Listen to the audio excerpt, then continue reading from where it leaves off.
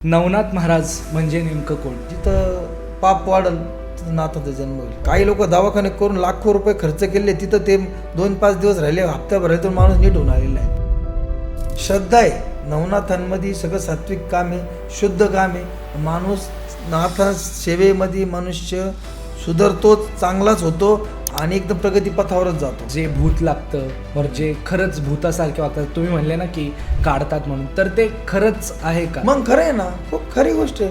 म्हणटाकला बट्टी लाहत बंगाल सिल्लवत्तशी लाहत हात गुरु सत्रकला हात बनवनाथ शाबरी केला त्रिया नाथ सल्लात वेताळ उताळ गताळ कन्नन पडवत्तीशी लात नवनाथ शिकित शाबरी केला त्रिया.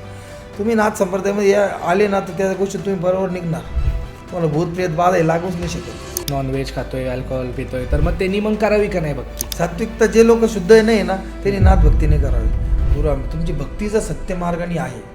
जर तुम्ही भक्ती करताय, सत्य मार्गाची भक्ती करताय, तर तुम्हाला गुरु मिळणार. यमानी नाही का लिहिलेले तुझा मृत्यू होऊ द्या. नाथांची सेवा केली ना तर नाथ तो पण बाजूला हटू शकतो, एवढी नाथांनी ताकद आहे. मग तुम्हाला यमाला थांबवायचं आहे ना, तुमच्याकडे ते अस्त्र आहे. ओम नमः ब्रह्मास्त्र नारायणी नमः नमः. कशी करायची मग नाथांची भक्ती? गुरु कान फुकतो, गुरु मंत्र देतो, बीज मंत्र देतो, याची आपल्याला उजळणी करावं लागते. नवनाथांमधले एक नाथ म्हणजे कानिफनाथ. हां. तर त्यांची उत्पत्ती कशी झाली? नमस्कार मंडळी, स्वागत आहे तुमचं आपल्या चॅनलवरती. तर आज आपल्यासोबत आहेत जय आहेरे महाराज, ज्यांच्यासोबत आज आपण नवनाथांबद्दल चर्चा केलेली आहे, जी खूप भारी झालेली आहे चर्चा. तर अख्खा पॉडकास्ट नक्की बघा आणि आवडला असेल तर चॅनलला सबस्क्राईब करा आणि लाईक करायला विसरू नका. नमस्कार सर. नमस्कार. खूप खूप स्वागत आहे तुमचं आपल्या चॅनलवरती. तर माझा पहिला प्रश्न असेल, नवनाथ महाराज म्हणजे नेमकं कोण? नवनाथ महाराज म्हणजे नवनारायणचं हे अवतार झालेले आहे. नवनारायण ब्रह्माची उत्पत्ती, ब्रह्म अवतार आहे सगळे नवनारायण. जसं काही कविनारायण, हरिनारायण, अंतरिक्ष नारायण, असे नवनारायण आहे. यांची उत्पत्ती नवनाथाच्या जनकल्याणासाठी कलियुगात खूप कलियुग एकदम नाही का, लोकांची प्रचिती वाढली होती घाणाड्या लोकांची, तरी नवनाथांचा जन्म झाला. म्हणजे घाण लोकांना आहे ना सरळ मोकळं का त्यांना संपवण्यासाठी, या त्यांना नाही का त्यांची चुकीच्या मार्गाला चालली दाखवण्यासाठी, या तंत्रमंत्र संपवण्यासाठी नाथांचा जन्म झालेला आहे. नवनाथांच्या रूपाने नवनारायणचा जन्म झालेला आहे. ही सगळी ब्रह्माची उत्पत्ती. आता तुम्ही म्हणले नवनाथांचा जन्म, तर मी असं ऐकलेलं की नवनाथांचा जन्म आईच्या गर्भातून नाही झाला. त्याचं कारण काय माहिती का? आपण बघा, आपण एखाद्या गावाला जायचं आपल्याला, आता घरदार सोडून जायचं समजा तुम्हाला, तुम्ही पहिले विचार करशाल का माझी आई, माझा भाऊ, म्हणजे आईच्या आहे ना, आईच्या मातृप्रेमातून त्यांना आहे ना पडायचं नव्हतं. म्हणजे आईचा तळटाळ घ्यायचा नव्हता. बघा, आईला सोडून जायचं आहे, तिचा तर काही दोष नाही ना याच्यात. तिने जन्म दिलेला आहे, तिने तर आपला जन्म घातला, पण मग तिला सोडून जायचं आहे. पण आईचं मातृत्वाचा शोक लागून नव्हता घ्यायचा. म्हणजे आईच्या उदरातून जन्म नाही घेतला असं काहीच नाही. नाथाला लेडीज चालत नाही असं काहीच नाही. फक्त आई, त्यांना जगाचं कल्याण करायचं होतं, नाथ संप्रदाय खूप मोठा करायचा होता, म्हणून त्यांनी आईच्या उदरातून जन्म नाही घेतला. मग कसा नक्की जन्म झाला त्यांचा? कोणाचा माशाच्या गर्भातून झाला, हत्तीच्या कानात झाला, जालेंद्रनाथाचा यज्ञकुंडातून झाला, गोरक्षाचा गोरीभवन भस्मातून झाला. प्रत्येकाचा नवनाथ जन्म 9 रस्त्यांनी झालेला आहे. नवीन कल्पना आहे ती. एक छोट्याशा ह्याच्यानी सांगताल प्रत्येकाचं एक एक? मच्छीपासून मच्छीनाथ झाले, गौरीपासून गौरक्ष तयार झाले, कुंडातून एक जालिंदर तयार झाले, हत्तीच्या कानातून कानिफ तयार झाले, असं सरपण ढोलकीतून नागनाथ तयार झाले. असे नवनाथ आहे. प्रत्येकाचा वेगळ्या रस्त्याने जन्म झालेला आहे, वेगळ्या याच्यातून जन्म झाले सगळे. आईच्या उदरातून एकत्र जन्म झाले नाही. कारण फक्त एवढंच आहे, आईचा मातृशोक त्यांना नव्हता. कारण आईचं हृदयाला तोडायचं नव्हतं, आईला त्रास द्यायचा नव्हता, म्हणून त्याने आईच्या गर्भातून जन्म नाही घेतला. बाकी इटाळातून जन्म नाही घेतला नाही. नाथ संप्रदाय असा आहे, त्यांना इटाळातून जन्म एकाचा पण झालेला आहे. म्हणून नाथ संप्रदायामध्ये ना थोड्या गोष्टी पाळतात. म्हणतात नाथ संप्रदाय खूप नाही का पाळावं लागतं, थोडे अडीअडचणी या सगळ्या गोष्टी पाळावं लागतात. ते स्वतःचा जन्म इटाळातून झालेला नाही त्यांचा ना, त्याच्यामुळेच नवनाथ श्रेष्ठ. नाथ संप्रदायाबद्दल मग थोडं सांगताल का? जसं तुम्ही म्हणले तर नाथ संप्रदाय श्रेष्ठ संप्रदाय. ज्या टायमाला जिथं तुम्हाला ना, जिथं तुम्ही असं सांगावं लागेल, ते जिथं पाप वाढल तिथं नाथांचा जन्म होईल. अच्छा. जिथं तंत्रविद्याला कसं आहे, खरं बघायला गेलं ना, महादेवानी प्रत्येकाला वर दिलेलं आहे. प्रत्येकाला ज्यांनी महादेवाची सेवा केली समजा, ज्यांनी म्हणजे खूप साधक आहे असे लाखो करोडो साधक आहे, ज्यांनी महादेवाची साधना केली त्याला महादेवाने एक वर दिला, एक ताकद दिली. मग काहींनी त्याचं चांगलं केलं तर काहींनी वाईट केलं. मग आता त्यांनी तर महादेवानी तर शक्ती दिलेली, मग तिथं ती शक्ती तुटू नाही शकत. मग महादेवने काय केलं, एक असं काव्य निर्माण केलं, शाबरी काव्य, शाबरी विद्या म्हणता, नाथांच्या उपत्तींनी. जिथं माझं तंत्र पण काटल तर शाबरी विद्या हे नवनाथ कापल. म्हणून सगळ्यांना कापण्यासाठी, खोटं संपवण्यासाठी नवनाथाचा जन्म झाला. ती विद्या ही शाबरी विद्या. ओके. तर जसं तुम्ही तंत्रमंत्र म्हणले, तर तंत्रमंत्र हे खराबच असतं असं लोकांच्या डोक्यामध्ये concept आहे.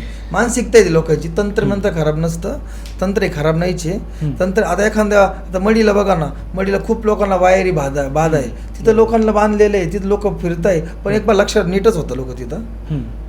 काही लोक दवाखाने करून लाखो रुपये खर्च केले, तिथं ते 2-5 दिवस राहिले, हप्त्याभर राहिले, माणूस नीट होऊन आलेला आहे. श्रद्धा आहे. नवनाथांमध्ये सगळं सात्विक काम आहे, शुद्ध काम आहे. माणूस नाथा सेवेमध्ये मनुष्य सुधारतोच, चांगलाच होतो आणि एकदम प्रगतीपथावरच जातो. नाथ संप्रदाय खूप पवित्र संप्रदाय आहे. नाथान जिथं नवनाथ आले तिथं सगळ्या विद्या संपता. तिथं महादेवानी तसं जिथं मी समजा नाही का, यमानी नाही का लिहिलेले तुझा मृत्यू उद्या, नाथांची सेवा केली ना तर नाथ तो पण बाजूला हटू शकतं. एवढी नाथांमध्ये ताकद आहे. म्हणजे लिहिलेले ना, समजा ब्रह्माने लिहिलेले ते सुद्धा चेंज केले नवनाथ. असे नवनाथांची प्रचिती खूप मोठी.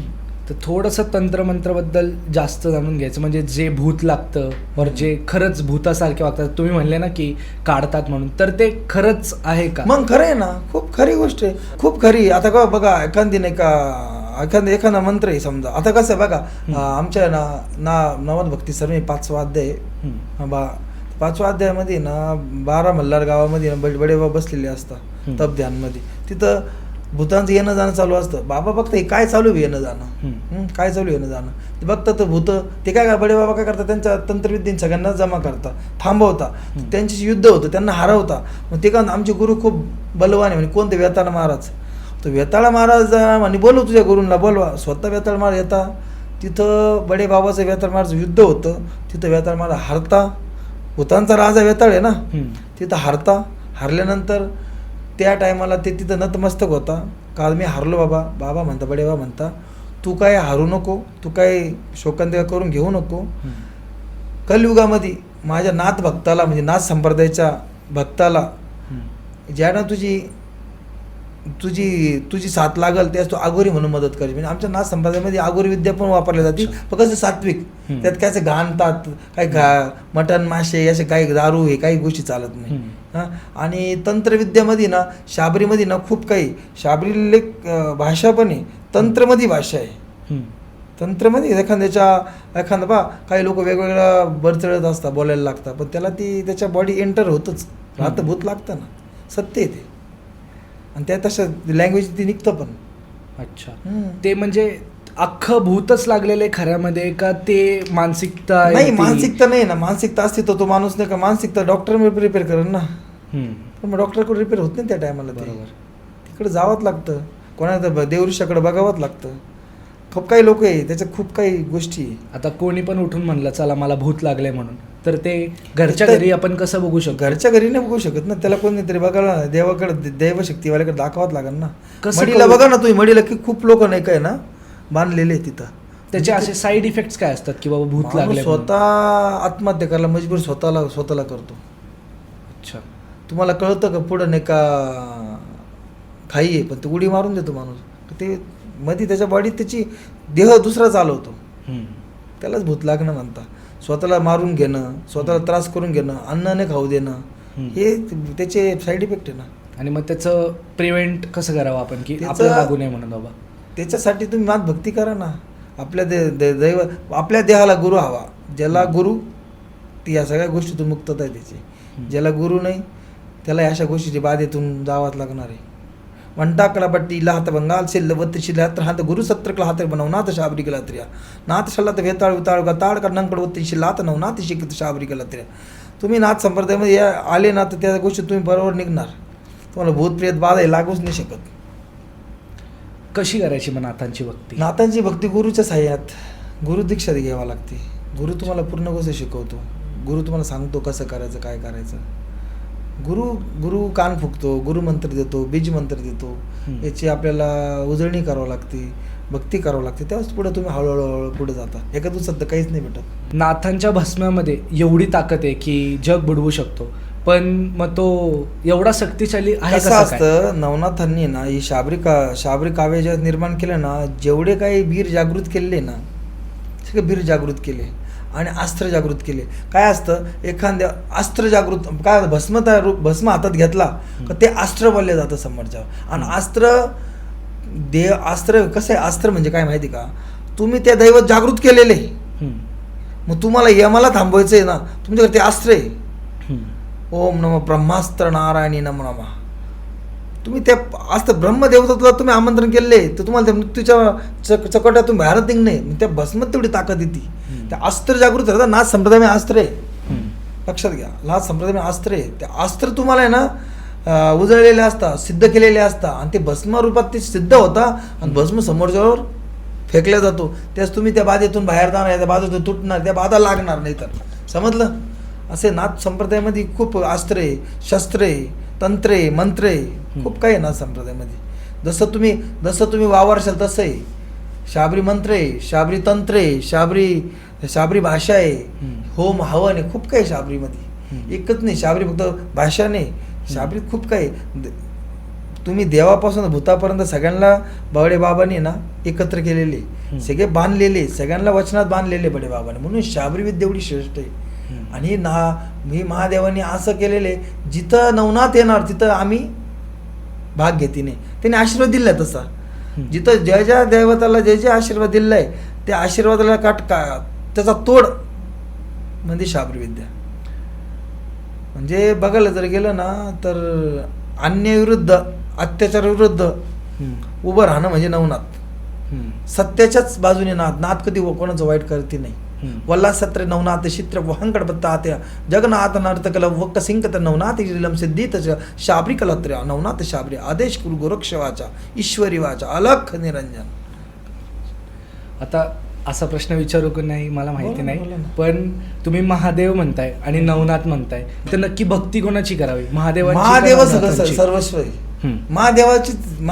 महादेवा ब्रह्म विष्णू महेशची उपत्ती म्हणजे दत्तगुरु, ब्रह्माची दत्तची चेले सगळे नवनाथ. सर्वस्व महादेव या. महादेवाच्या पुढे देव ना काही नाही, दानव नाही, कोणी. प्रथम आणि शेवट महादेव आहे. महादेवानंतर सगळे महाकाली हे सगळं महादेवानंतर आहे. म्हणजे महादेवांची भक्ती करावी. महादेवांची भक्ती करायची. महादेवाची भक्ती केली तुम्ही सर्वस्व केले. जेवढे जगात तंत्रविद्या देव दानव झाले नाही सगळे महादेवाचे चेले. ज्यांनी जसं जसं वापरलं ते तसं त्याचं फळ भोगलं. पण महादेवाने काय केलं, चायला हे सगळे ज्याचे त्याचा वेगवेगळ्या हिशोबाने वापर करतोय. मग जिथं आता बघा महादेवाने भोलेनाथ येते, सगळ्यांना काय जे पाहिजे ते देऊन टाकलेले. आता सगळ्यांना देऊन दिले. कोणी त्याचा उपयोग चांगला केला, कोणी वाईट केला. मग वाईट केला त्याला कापण्यासाठी मग महादेवाने एक जनक तयार केलं, नवीन काव्य तयार केलं, ते म्हणजे शाबरी. मग ते वाईट लोक का निर्माणच का केली मग महादेवांनी? कसं राहत आहे का, जगामध्ये जसे 5 बोटं सारखे तसे उत्पत्ती सारखी झाली नाही. ज्यांनी जसं वापर केला तसं बघा, जो वाईट केलं ना तसं शेवट पण वाईटच झालेलं आहे. नाथांची भक्ती करा, शेवट मृत्यू सुंदर होणार आहे. मृत्यू हे सत्य आहे बरं का. सत्य. जन्म घेतला नाही, मृत्यू हे सत्य आहे. होणार. त्याच्यामुळे ना सगळे खेळ महादेवाचे. फक्त जो जसा वापरल तसं शेवटला. शाळेमध्ये ना प्रत्येक सारखं शिकवलं जातं. कोणी चांगलं बनतं तर कोणी कलेक्टर बनतं, तर कोणी वकील बनतं, कोणी चपरासी बनतो. ज्याच्या त्याच्या बुद्धिमत्तेवर आहे. तुम्ही जसा वापर केला तसं तुम्ही भोगलं. महादेव सगळ्यांना चांगलं म्हणून दिलेले, लोकांनी वाईट त्याचा उपभोग केला. म्हणून नाथ संप्रदायाचा उपत्ती उगम झाला. जगातला सगळ्यात मोठा भक्त ना महादेवाचा रावण. रावणाची एक छोटी कपटनीती केली, शेवट मृत्यू झाला. जगात त्याला अजरामर होता, पण शेवट त्याचा मृत्यू झाला. त्याचा मृत्यू जर फक्त त्यालाच माहित होतं. पण शेवट ते जो चुकीचं करणार त्याचं चुकीचं होणार. तुम्ही चांगलं म्हणून करशाल तर तुम्हाला त्याचा भाग चांगला मिळणार. जगात आहे ना वाईट आहे तर चांगले लोक पण आहे. वाईटला कापण्यासाठी नवनाथ तयार झाले. जगात खूप विद्या आहे, सकळ विद्याला संपवण्याचे कार्य हे नाथांनी केलं, पण चांगल्यासाठीच केलं. नवनाथ खोट्याच्या राशी राहत नाही, खोट्याच्या वाटेने उभा राहत नाही. मग तुम्ही नाथांची सेवा करा, अगर नका करू. जर तुम्ही चांगल्या मार्गाने, तुम्ही सात्विक मार्गाने, चांगल्या मार्गाने नाथांचे एकदा जरी नाव घेतले तुम्ही, तुमच्या वाईट जर वेळ आला तरी ते नवनाथ तुमची मदत करायला येणार. ते म्हणशाल झाले मी एकदाच नाव घेतलं होतं, नाथ म्हणता माझं नाव त्याने एकदा घेतलं होतं ना, हां, तर मी त्याची मदत आता करेल. तो जर विसरला त्याला मी नाही विसरलो. हे असे नवनाथ आहे. नवनाथ आहे ना, कधीच कोणाला वाऱ्यावर सोडती नाही. हे सत्य आहे. नवनाथ हे सत्य म्हणजे नवनाथ. झूट करणारे मग शेवट त्यांचा मृत्यू लवकर होतो. नाही लवकर जर नाही झाला तर मग एकदम खराब मृत्यू होतो. नवनाथ विद्या आहे एकदम सात्विक आणि शुद्ध विद्या आहे. आता मगाशी तुम्ही नॉनव्हेज आणि दारू ह्याच्या सगळ्याबद्दल बोलले, तर ह्याचा किती इम्पॅक्ट होतो ह्या भक्तीवरती? या जो मांस मदिरा खाणार तो नाथ संप्रदायामध्ये त्याला कोणत्याही प्रकारची भक्ती मिळू शकत नाही. ना गुरुदीक्षा मिळू शकते. नाथ संप्रदायामध्ये गुरुदीक्षा जर घ्यायची असेल, सगळ्यात पहिले त्याला शुद्ध व्हावं लागणार. अंतकरण शुद्ध हवं. अंतकरण शुद्ध राहिलं तरच तुम्ही नाथ संप्रदायाच्या रस्त्यावर चालणार. म्हणजे एखादा प्लॅटफॉर्म येतो, तुम्ही शुद्ध आहे तर नाथ संप्रदायामध्ये या. तुम्ही मांस मदिरा खाताय तर तुम्ही नाथ संप्रदायात जाऊ शकत नाही. तिथे जाऊन पण तुमचा फायदा नाही. तुम्हाला नवनाथ कधी दर्शन देणार नाही, ना तुम्हाला कधी तुमचं भक्त मानाल. म्हणजे नाथ संप्रदायामध्ये ना सात्विकता आहे, शुद्धता आहे. शुद्धताचं दुसरं नाव म्हणजे नवनाथ. छळ कपटच्या विरोधात उभं राहणं म्हणजे नवनाथ. सत्याच्या बाजू उभं राहणं म्हणजे नवनाथ. एक नवनाथ जगाला भारी. एक नवनाथ कोणता पण असं एक मच्छिंद्रनाथच, कोणते पण एक नवनाथ. कोणत्या देवी देवता, दानव, भूतप्रेत, आत्मा एका नाथांची बरोबरी करू शकत नाही. एकत्र जरी सगळे झाले तरी एका नाथाला हरवू नाही शकत. म्हणजे नवनाथ मी ताकद आहे. नवनाथ शल्यवती नवनार्या नवनाथ वकत्रिंदा नवनार्या नवनाथ सिद्धी ब्रह्मांड बादशाह गुरु नवनाथ शाबरी इलम दत्तात्रय आदेश महाकाल ब्रह्मा विष्णुमय गोरक्षवाचा गुरु संभात्री लहात गुरु नर्मा सिकत हंग अलक्ष नर्मदेश्वर त्रिया अलख निरंजन. जिथे नवनाथ येतात तिथे सगळ्यांना धरणीला यावं लागतं. म्हणजे हरू नाही शकत नवनाथ. असं कोणत्या जगात नाही का तो येऊन नाथांना पाया पडायला, असं नाही होऊ शकत. झालेलं नाही. उलट नवनाथाने परत देवांना टेकवलं, पण त्याने कोणा पुढे हात टेकवते असे नवनाथ आहे. मग समजा एखादा खातोय, नॉनव्हेज खातोय, अल्कोहोल पितोय, तर मग त्यांनी मग करावी का नाही भक्ती? त्यांनी करून फायदा पण नाही त्याचा काही. सात्विकता जे लोक शुद्ध नाही ना त्यांनी नाथ भक्ती नाही करावी. त्यांनी मी तर म्हणतो त्यांनी जीव जाळला, त्यांनी अगरबत्ती जरी नाही लावली तरी नवनाथ त्याला प्राप्त होणार. तुम्ही दारू मटण मासे खाणार आणि तुम्ही 10 घंटे जप करणार तर तुम्हाला नवनाथाचं दर्शन काय केस पण दिसणार नाही. त्यांना बघणं लय मोठी गोष्ट आहे, बघू नाही शकत जगात कोणी. पण ती भक्ती नाही करू मिळू शकत तुम्हाला. नवनाथ खूप श्रेष्ठ आहे. की आता तुम्ही म्हणले की होऊच शकत नाही दर्शन नवनाथांचं, मग भक्ती करून मला समजा दर्शन करायचं नवनाथांचं, तर मग मी कशी भक्ती करू? अग्नीसारखं जळावं लागेल त्यावेळेस मिळणार नवनाथ. देहाला हाडाचे काढा करावं लागेल तेव्हा मिळणार नवनाथ. सत्याच्या मार्गावर चालवा तेव्हा मिळणार नवनाथ. झूटचा संगत सोडा तेव्हा मिळणार नवनाथ. सत्याच्या म्हणजे जगाच्या पलीकडे नवनाथ. सगळे संपल, सगळे साथ सोडून देईल. पण तुम्ही एकदा नाथ भक्ती करशाल ना, सगळे एका टायमाला ना आपण स्वतःला विसरून जाऊ, पण नवनाथ आपल्याला विसरते नाही. एवढी सत्यता नवनाथांमध्ये. एकदा नवनाथाची भक्ती करा, आयुष्यात तुम्ही कोणाच्या पाया पडावं लागणार नाही. असे नवनाथ आहे. मग कोण देवाचे नाही पडले पाय तरी चालेल, नवनाथाची सेवा केली तर. इतके श्रेष्ठ नवनाथ आहे. नवनारायणांचं खूप प्रचिती, खूप ताकद आहे. या कलयुगामध्ये खूप त्रास होणार होता, खूप वाईट शक्त्यांचा प्रभाव वाढणार होता. म्हणून या कलयुगामध्ये नवनाथांचं वास्तव्य वाढते. आता बघा नाथ संप्रदाय जास्त पुढे चाललाय. बरोबर. झूट, छल, कपट, द्वेष जागोजागी, म्हणून आता नवनाथांची जास्त प्रचिती वाढत गेली. जेव्हा जेव्हा जगामध्ये ना पाप वाढल ना, तिथं नवनाथ रूपात कोण ना कोणतरी येणार, नाथ संप्रदाय तिथं मदत करणार. नवनाथांना आता बघा तुम्ही पहिले आम्ही मडीला जायचो तर खूप लवकर दर्शन व्हायचं. आता लाखोची भेट राहते. झूट वाढलं ना आता. पहिले लोक शब्द द्यायचे, ते शब्दासाठी ना मरून जायचे. आता शब्द ना 5,000 विकला जातो. 5,000 शब्द विकला जातो. इसळ तुम्ही पहिले म्हणा 1 रुपया इसळ द्यायचे लोक एखाद्या नाही का डील झाली 1 रुपया द्यायचे फक्त डील फायनल द्यायची. आता 1 लाख द्या तो म्हणते भाऊ तुझे देईल ते हे घे ते माझा दुसरीकडे झाला. या अशा लोकांना त्रास द्यायलाच नवनाथ आली. मग बीज मंत्र म्हणजे नेमकं काय? नाथ भक्ती सिद्ध करण्यासाठी बीज मंत्रच घ्यावा लागता. म्हणजे तुमच्या गुरुने गुरुमंत्र बीज मंत्र कसा असतं माहिती का? ओम नमो ब्रह्मास्त्र नारायणी नमो नमः, ओम नमो ब्रह्मदंडास्त्र नारायणी नमो नमः, ओम नमो कालिका अस्त्र नारायणी नमो नमः. हे बीज मंत्र एका बीज मंत्राच्या माग खूप का ताकद आहे. ब्रह्मास्त्र ब्रह्मदेवताची उपासना करताय तुम्ही कालिकेची उपासना करताय म्हणजे ते बीर जागृत करायचे. म्हणजे हे जे नवनाथांनी काय केले, नवनाथ काय करता, एखादं एखादं कार्य करायचे त्या कार्याला संपन्न करण्याचे बीज मंत्राचा उपयोग ते बीज जागृत केले नाथांनी. मग ते भस्म रूपात ते बीज फुकलं जातं आणि तिथं ते समोरचं ते काम होतं. बीज मंत्र नवनाथ भक्तीने भक्ती स्टार्ट करताना तुम्हाला बीज मंत्र पहिले गुरुमंत्र हवा नंतर बीज मंत्र हवा.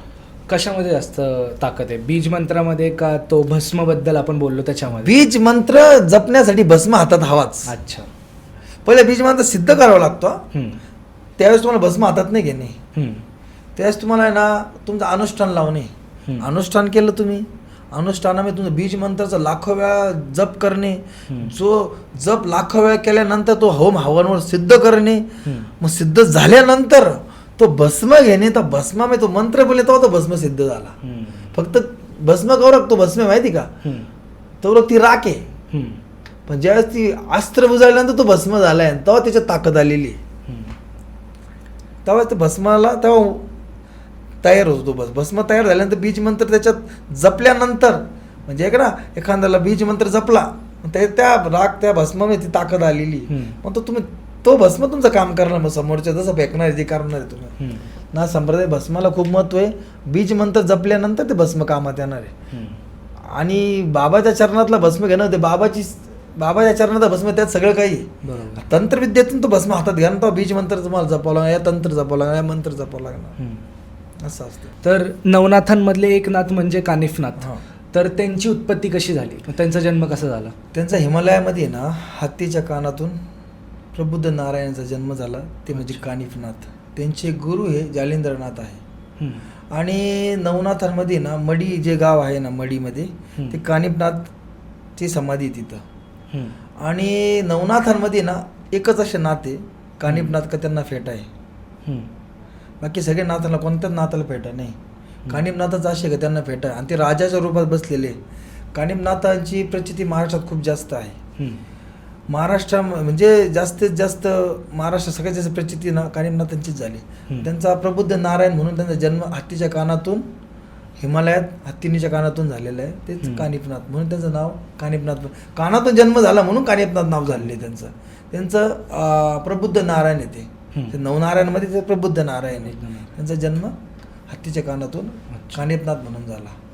कानिफा जालिंद शिष्य कानिफ त्रिव्या कथ हिमालय त्रिव्या हत्तीनी त्रिबला कथकड सिद्ध्या कानिफा कहात्रियाता हत्ती निक्षुलवा कहित प्रबुद्ध नारायण अलक्षत बंगाळ कन्यकडवत्वलासित्र्या प्रबुद्ध नारायण कानिफात कानिफनाथ मडी देवस्थान त्रिया कळात समाधी अवस्था कडवत्रिंकळात्र कानिफा कला सिक्क अलक्षक अलख निरंजन गोरक्षवाचा अलख निरंजन आदेश.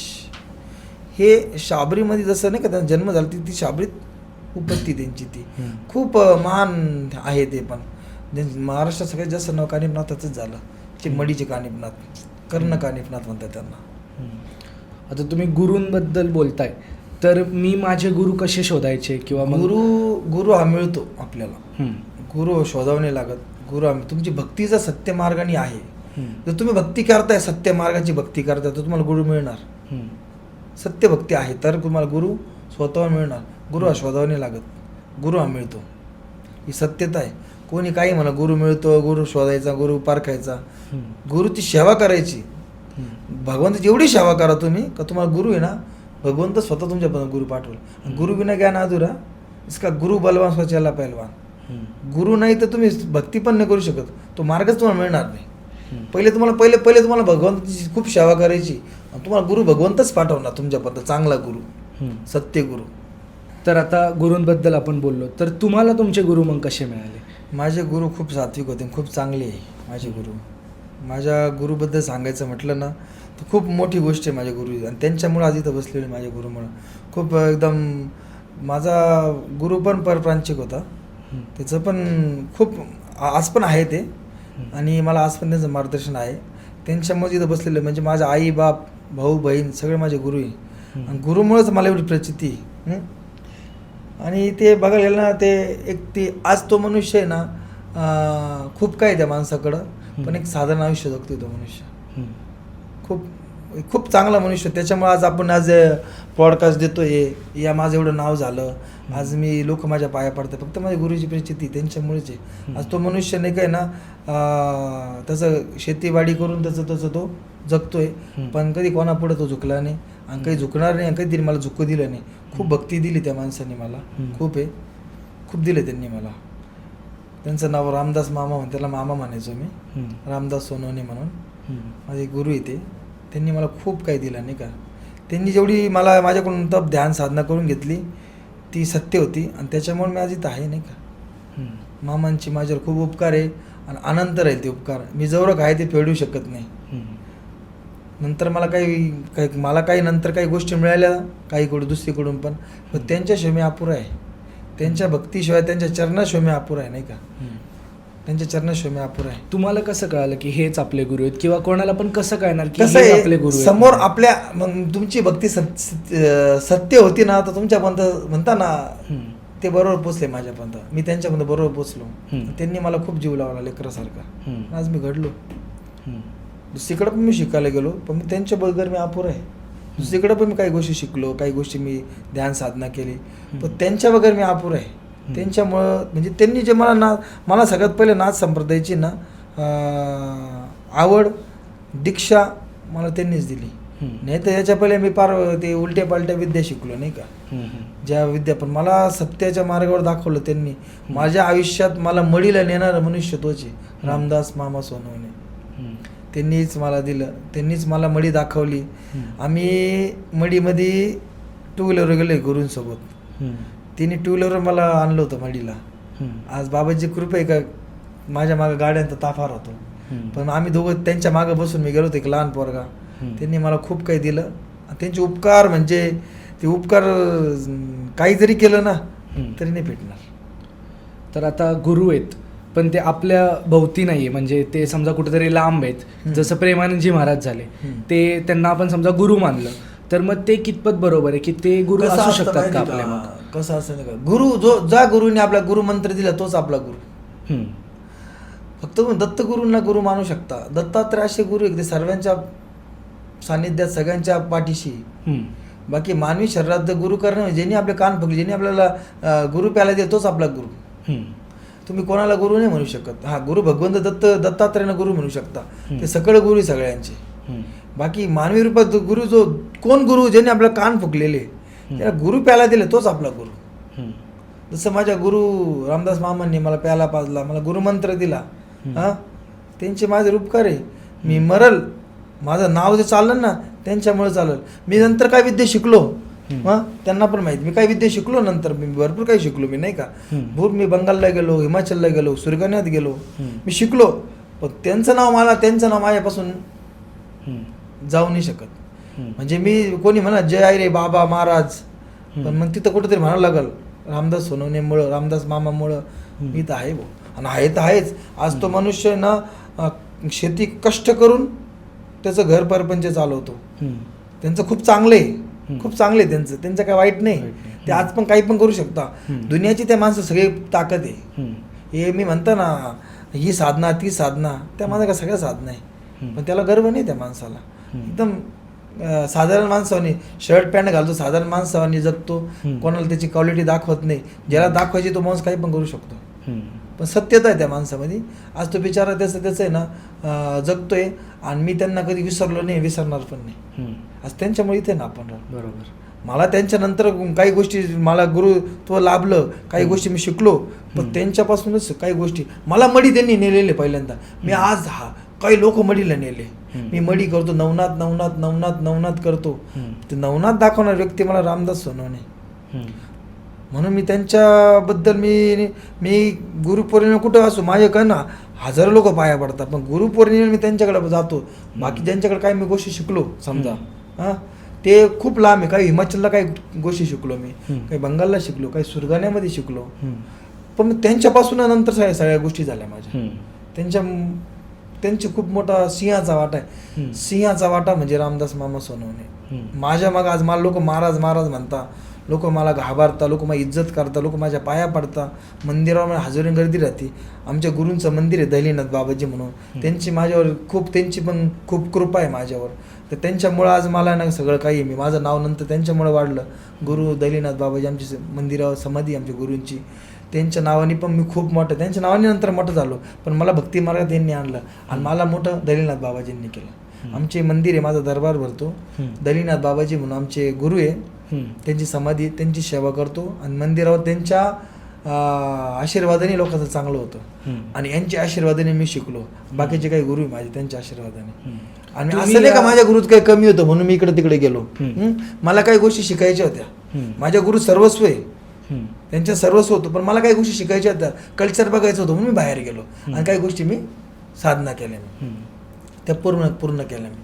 तुम्ही कसे आले नवनाथांच्या भक्तीमध्ये? मला हेच आकस्मिक रामदास सोनवणे मामा मिळाले होते. त्यांनी मला नाथ संप्रदायामध्ये एंट्री केली. काय वय होतं तुमचं त्यावेळेस? त्यावेळेस माझं भरपूर कमी होतं, खूप जवान होतो मी. अच्छा, खूप लहान होतो मी. त्यावेळेस कशी सुरुवात झाली तुमची भक्तीची? त्यांनीच मला असं त्यांच्या मागं फिरलो मी, ते मिळाले मला. आणि ते म्हणता ना त्याच्या मग खूप मोठी स्टोरी ती सांगू शकत फोनवर मी. त्या माध्यमातून मी त्यांना मिळालो आणि त्यांनी मला खूप जीव लावला मुलासारखं. हां, आणि मी पुढं गेलो. नंतर मी खूप काही शिकलो, बाहेर पण खूप काही शिकलो मी. हां, पण मी घडलो, पण त्यांच्या बगर मी अपुर आहे.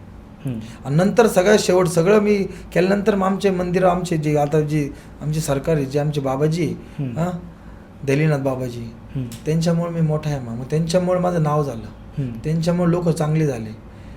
मी फक्त कठपुतली, आमचे करणारे सगळे दलीनाथ बाबाजी, तर तिथं मी त्यांच्या आशीर्वादाने बसलेलो आहे आणि लोकांचं चांगलं होतंय. आणि जवळ बाबाजीची आज्ञा आहे तर तिथं बसेल मी. नाही तर बाबाजीच्या वंशज आहे एक माझा शिष्यच आहे, ते बाबाजीच्या वंशाचे, बाबाजी त्यांच्यामध्ये प्रवेश आहे बाबाजी त्यांचा. ते नंतर ती गादी ते चालवणार, मी त्यांची सेवा करणार. त्यांना बसवण्यासाठीच मी तिथं बसलेलो आहे.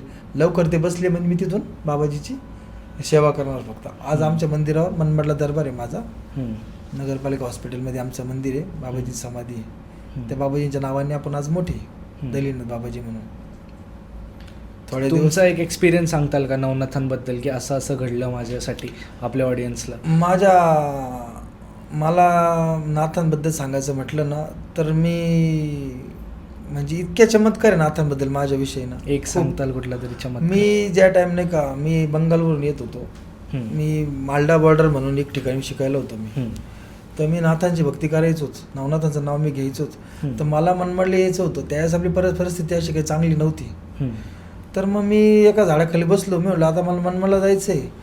आता मनमाडपासून 2200-2300 किलोमीटर, म्हणजे मी तिथून मालडा म्हणजे मला 2500-2600 किलोमीटर मनमाड यायचं होतं मला. माझ्याकडं तर फक्त नाही का ना 70 रुपये होते त्या टाइम, काय 175 का 77 रुपये ट्रेनचं तिकीट होतं. तर मी एक झाडाखाली बसलो ना, आता जायचं कसं इथून, WT तर जाता येणार नाही, पण म्हणलं तर शेवटचा पर्याय नाही, जनरल मी जावं लागलं.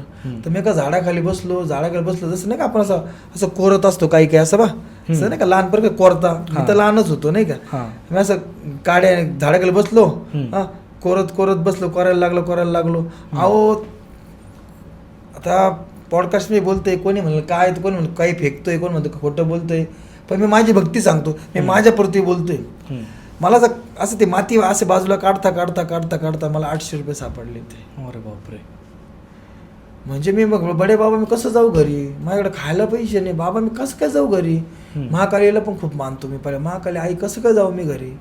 बडे बाबा मी कसं जाऊ, आम्ही नाथाला मच्छिंद्रनाथ बडे बाबा म्हणतो, बडे बाबा मी कसं जाऊ घरी, माझं घर एवढं लांब आहे, कसं जाऊ मी घरी. तर मी असे नाही का मी ती माती बाजूला गेली, मला 800 रुपये सापडले होते. ती माझ्या आयुष्याचा सगळ्यात मोठा चमत्कार. चमत्कार. मला पैसे सापडले होते आणि त्या पैशावर मी ना आरामशीर मनमाडपर्यंत पोहोचलो.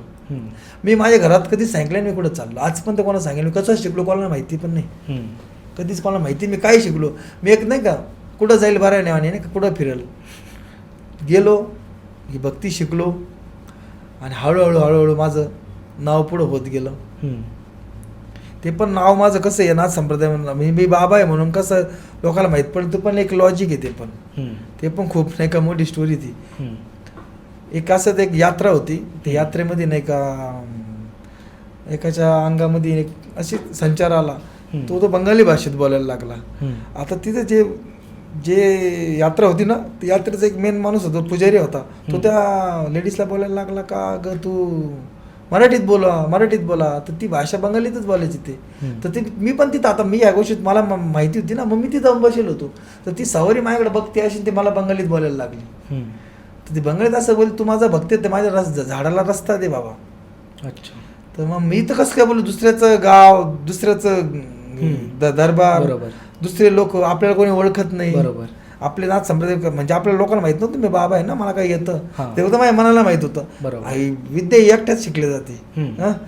तर शेवट काय होतं, 2-3 टाइम त्या सवारीने मला बोलले, तू माझा भगत आहे, माझा शिष्य, तू कशासाठी शिकला, तू माझ्या भक्त रस्ता देत नाही. पण त्या टायमाला मी त्या लेडीजची बंगाली भाषेत माझं संभाषण झालं आमचं, बंगाली भाषेत. ती म्हणजे तिकडून मला बोलते कलात्र काली कल बंगाली काली कत्र कला संकत्र महाकाली. तर ती मला असं म्हणते, तू महाकालीचा भगत आहे, मी महाकाली, मला रस्ता देशील नाही तर कोणाला रस्ता देशील. मग मी त्या भाषेतच उत्तर कलकत्ता काली वक्का सेंग बंगाल तर ह्या नवनाथ सिद्धी करत रिया, मी तुला झाडाला सिद्धी प्राप्त करून देतो, आदेश घेतो माझ्या नवनाथांकडून. मग तिथं जी पब्लिक होती त्यांना कळलं हा अशा भाषेत कसं काय बोलतोय. मग ती लेडीज होती तीच माझं पहिलं भक्त पहिलं पेशंट समजा. मग हळूहळू माझी ओळख होत गेली नाथ संप्रदायामध्ये, लोकांना कळायला लागलं की मला काही येतोय. हळूहळू वाढत गेलं. मग असं पुढं मग खूप काही केलं. मग तर नवनाथांचा आपल्या समाजाला काय एक संदेश असेल आत्ता? नवनाथांचा ह्या असा संदेश समाजाला आपल्या का सात्विकता ठेवा, सत्याचा डंका पिटवा, खोट्यापासून लांब राहा. खोटा मनुष्य जास्त काळ तो उडू शकत नाही, शेवट सत्याला पुढे येणं आहे. नवनाथ हे सत्य आहे. मग तुम्ही जर सत्याच्या मार्गाने असाल तर नवनाथ तुमच्या सोबत आहे. तुम्ही वाईट मार्गाने आहे तर नवनाथ तुमच्या विरोधात आहे. नवनाथ जर आज नवनाथांनी हे जे युग चालू आहे कलयुग, यात नाथान जस्ट जेवढे गहाण कृत्य होणार तिथं नाथ त्यांना सबक देणार. नाथांमुळेच आता हे सगळं काही चालू आहे व्यवस्थित. तर आतापर्यंत अंत झाला असता नाथांनी जर लवकर लक्ष दिलं नसतं तर. पण नाथांचा जन्म त्यासाठीच झाला, जिथं छळ कपट तिथं नवनाथ.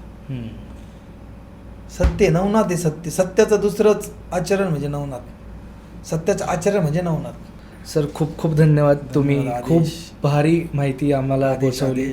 ऑडियन्सला पण आवडलंच असेल तर नक्की लाईक शेअर सबस्क्राईब करा. बडे बाबा मच्छिंद्रनाथ महाराज की जय, शिवरूपी दहीनाथ महाराज की जय. अवधूत चिंदश्री गुरुदेव दत्त. आदेश नमो आदेश.